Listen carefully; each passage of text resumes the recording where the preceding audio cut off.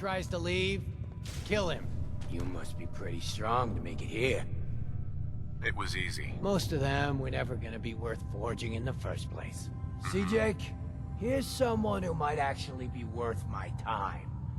Unlike you. They're gonna kill me. But I brought everything you asked for. Stealing things from your family farm doesn't prove your strength, boy. Though this wonderful sword you brought does put me in the mood to give you one last chance to prove your worth. What do you say? Kill that prisoner and prove that you aren't completely useless. You said we'd be raiding outside the Commonwealth. These people aren't even a threat to us. Prove to me that you can kill! It's him or you. Oh God, what do I do? What do I do? Walk away, Jake. You don't have to do this. Please, let me go. You're right. I don't want to do this. I don't want to join the Forged. I just want to go home. Last chance, Jake. If you don't kill the prisoner before I count to 3, well, it's over. 1. Help! 2.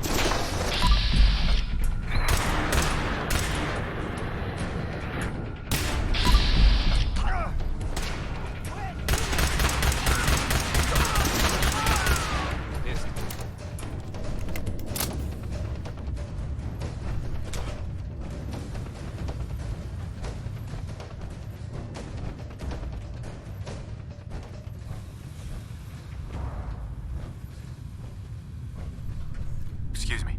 Wait, I'm sorry. I messed up. I panicked.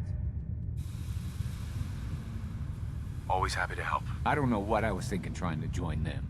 Look, I should probably try to go home and make amends. I know I've got no right to ask, but I bet if you're there to explain, things with my dad would go easier. I bet if you bring my great-granddad's sword, he'll make it worth your while. He always tries to deal fair with people. I'll wait for you by the overpass near the farm.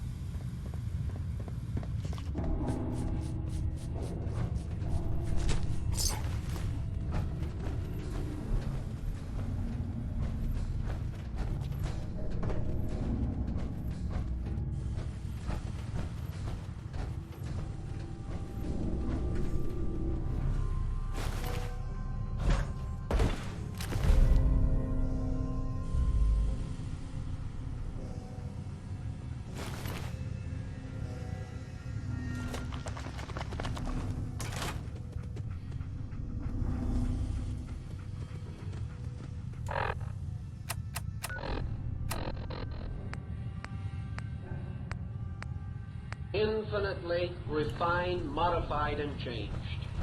Perhaps his arms and his legs moved from this structure. But one thing we also gained from our ancient friends, and for which we have certain physical evidence today also, namely that man's sensory perceptions, as we now know them, were comparatively useless at the beginning, because the world of things to be sensed was comparatively non-existent. We know that the fish in the deep caves of Kentucky are blind because there is nothing to see, and that it is light and something to see that causes eyes. Yet these eyes are not merely the productions of things to see. They are the results of the seed of the capacity for that sensory perception being present on the inside. And we know that man's eyes came not from the surface inward, but came from the brain outward, originating within man as the necessity for them developed. Thus, within this being is an infinite amount of potential adjustment. It can do these things. It can do anything that is necessary for its survival.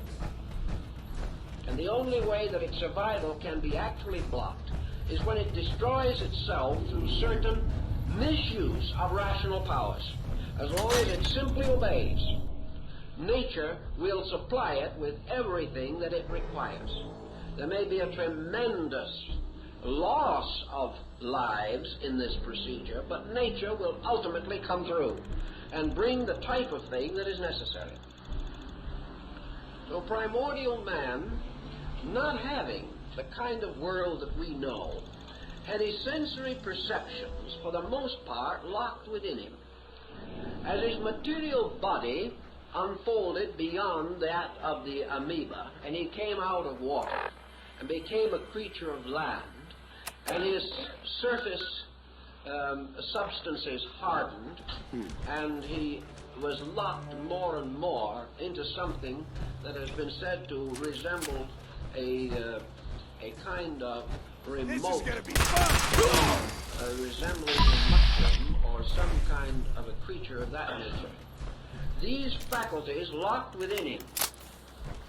The ancients said, what did this mean? Did it mean that he lacked contact with anything?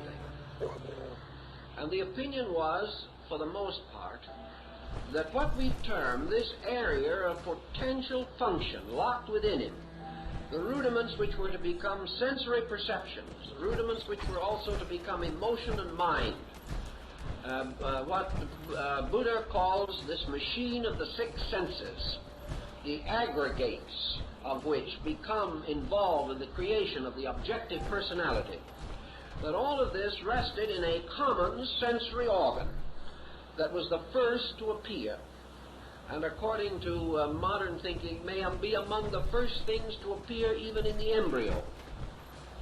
And that was a central eye, which was not a sight eye as we know it, but an area of sensitivity.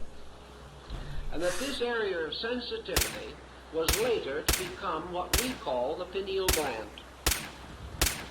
the mysterious ductless gland in the brain, the function of which is not yet very well known, and which we assume might possibly atrophy without serious loss, but which does not, and yet which we know to be composed of the same basic substances and materials as the optic nerve.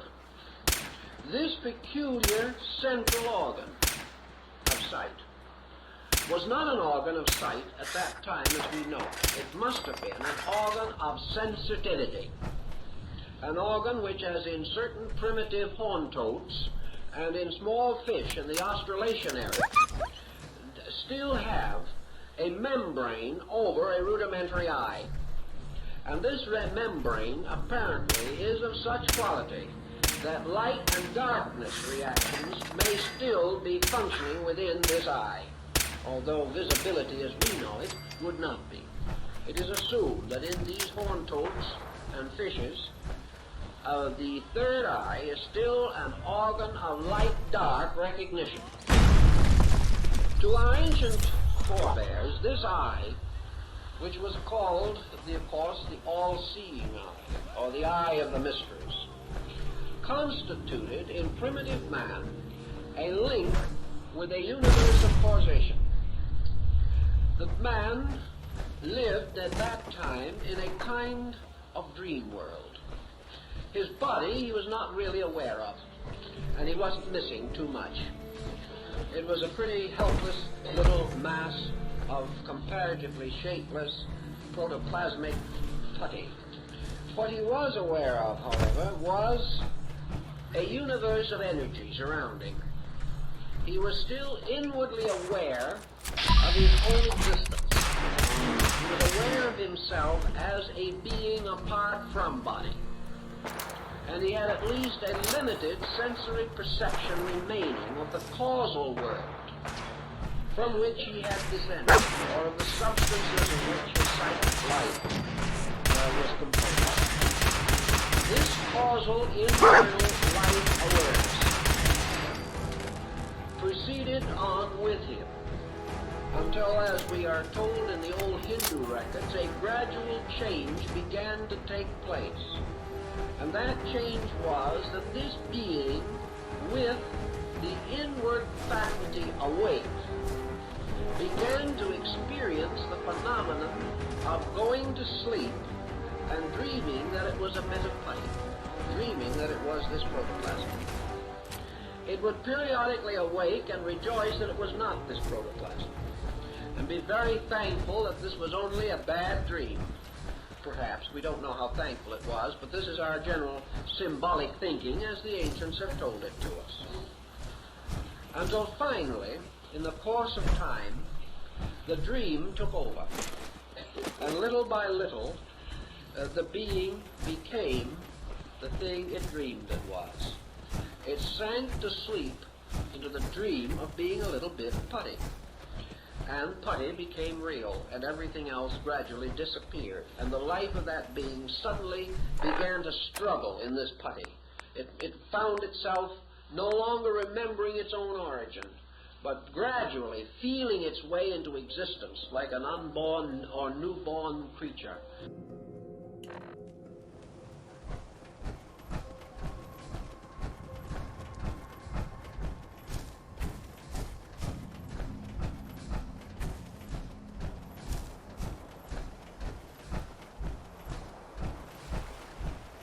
Hey there.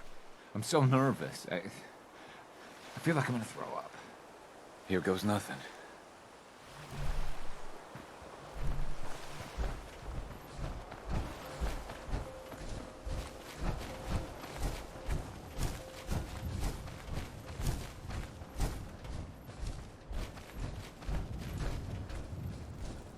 What the? Boy, I told you that Abraham, if you what's ever showed going your on? face here again, Is that my boy come home? What? Jake's back? Oh, thank God. Papa, please. I know I screwed up pretty big. I thought if I joined up, I could keep them from raiding our farm. I didn't. I don't want to hurt anybody. I don't care what you thought. I told you. Abraham Francis Finch, that's enough. Mama, Shut up, Jake. If I hear anything out of either of you, you'll both be peeling potatoes for the next year. I've watched you two go at it for years and tried to let you sort it out for yourselves. Abraham, your son is a grown man. And if you expect him to act like one, then you'd better stop treating him like a child. Jake, your father and I have been out there, and we know it can be dangerous. We just want to make sure you're prepared. There, it's over. And if I hear another word about it from either of you, so help me.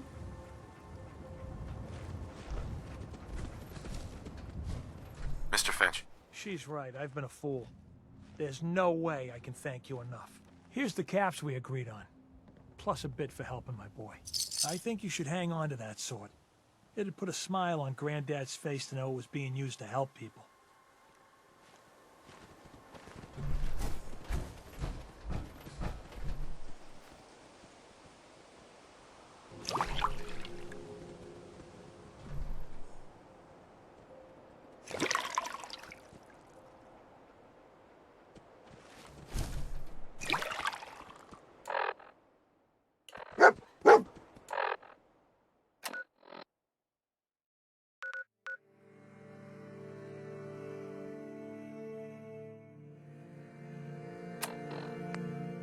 Struggling to understand something, and struggling to understand a world far less organized than ours.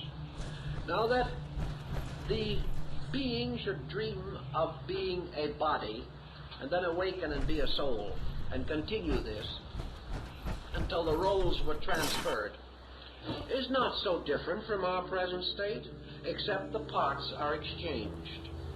Man, living now in the material world, and are oriented here, dreams that he lives in a better world. He dreams that he lives in a spiritual universe where wonderful and beautiful things can happen to him.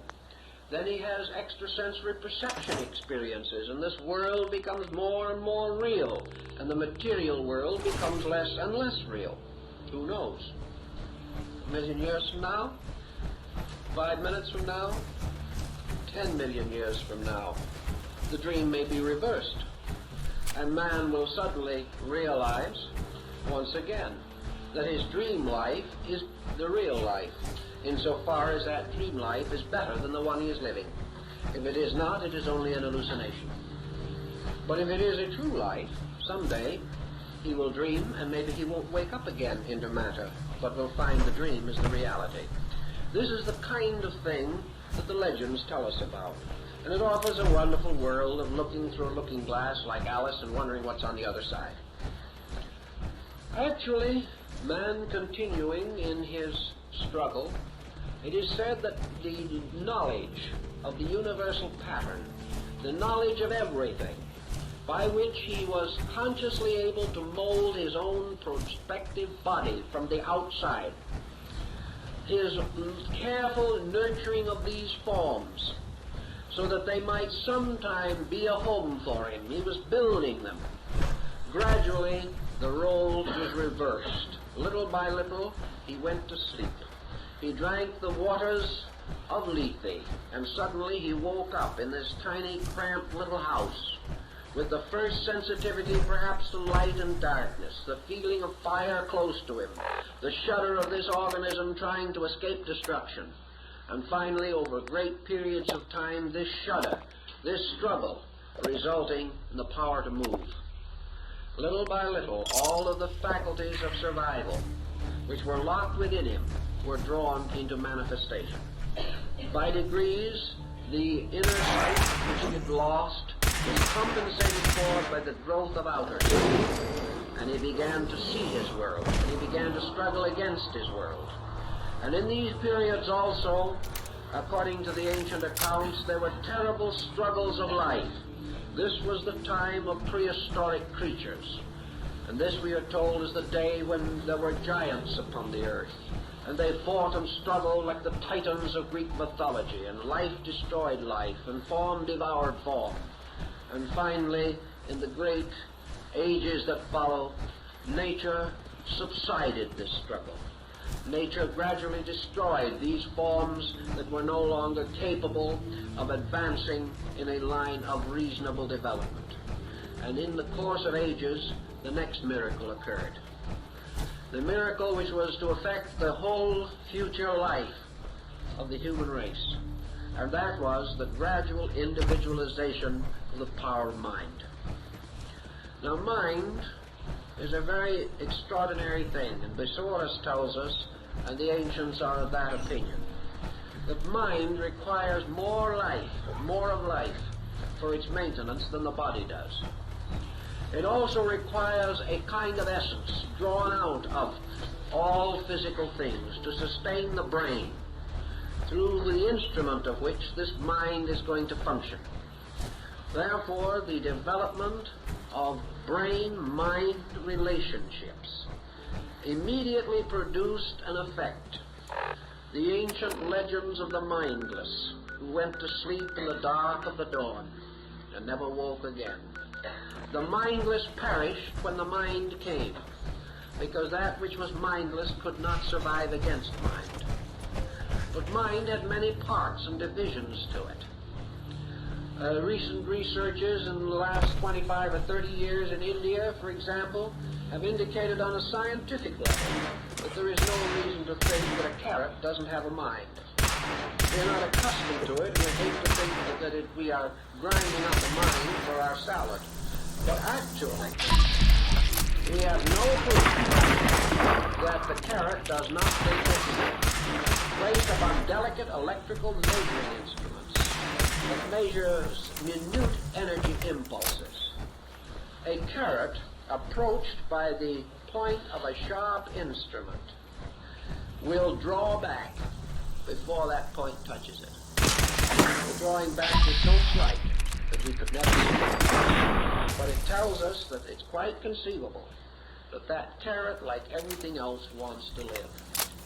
It's an amazing thing. We haven't thought of living in a universe of life. We have thought of being alive in a universe of things that do not matter. And this has been a basic mistake for which we must sometime find a proper solution. But we know that mind was not limited entirely to man. Other creatures began to develop it.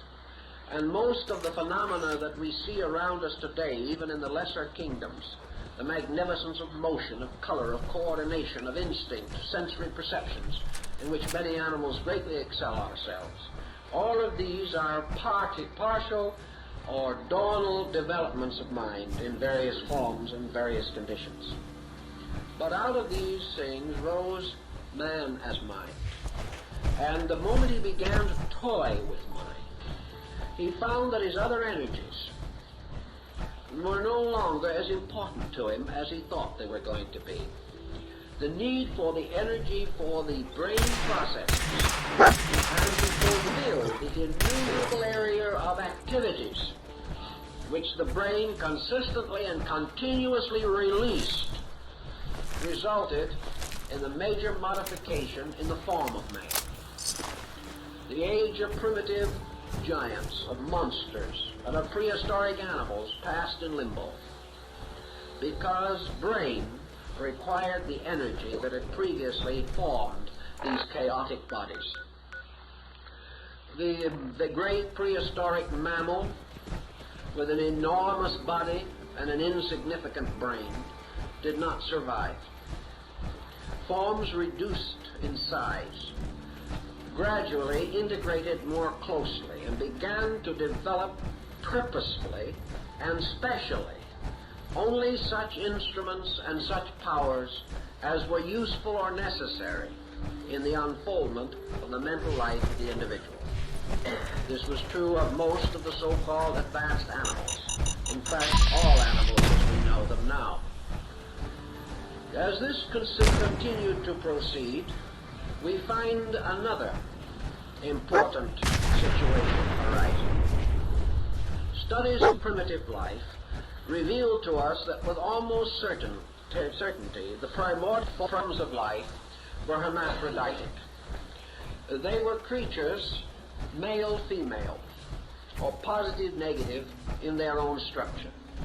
Small examples of this type of life still survive in nature as normal creatures.